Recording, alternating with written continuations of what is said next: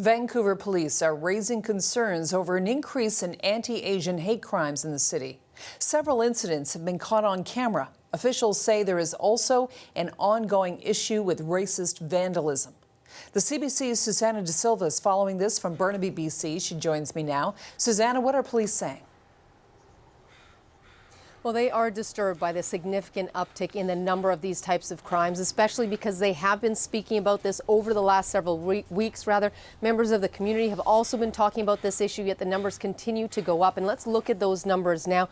So far in this year, they've had 72 hate crime files that they have investigated compared to 51 at this point last year. But more specifically, 29 of them are anti-Asian files since the month of March. They had 4 at this point last year and 12 all of last year, and they say there are 10 more still under investigation that could be added to that total. So far, there have been no charges laid. They do believe they'll be able to forward a recommendation for charges in 6 of those cases, but they have seen everything from vandalism to serious violent offenses. Most recently, the lions at the gate in Chinatown were vandalized, but there's also video of a woman standing on a street corner who's punched in the face. Also video of a 92-year-old man being pushed out of a store while police allege he had racial slurs thrown at him. There's also a case of an Indigenous woman who was told to go back to Asia, she says, and then punched in the face. Now, police say this is unacceptable, and the deputy police chief says he finds it disturbing as an officer for a long time in the city,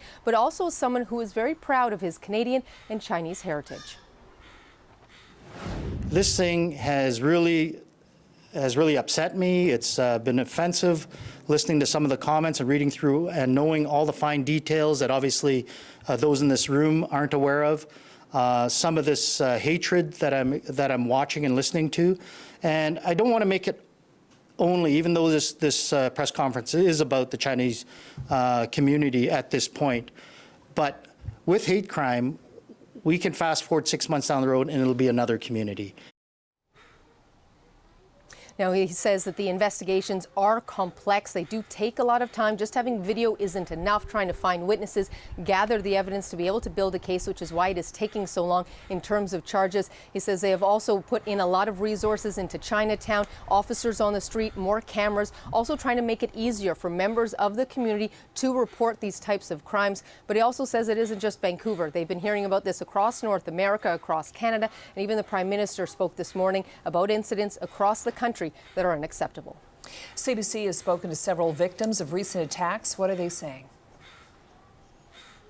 Well, a lot of them are saying it's really disappointment that they are feeling, disappointment that is happening here. They knew about racism, but not until now did it really hit home for many of these people. And at a time, they say that it's already so difficult to have this extra layer put upon them.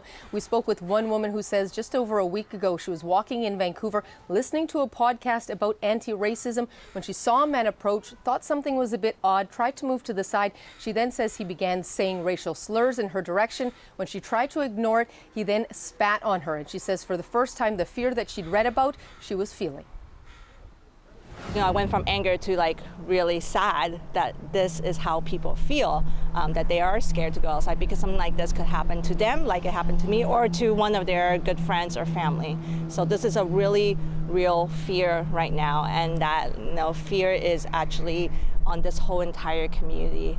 And I think we need to talk about this more because I think people are silenced by this fear, and again, it creates the apathy and maybe the shame even. So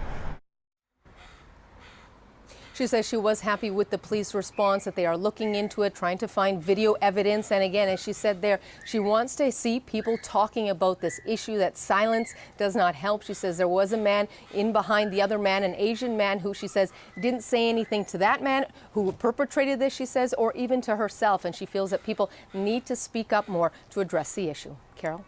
Susanna, thank you.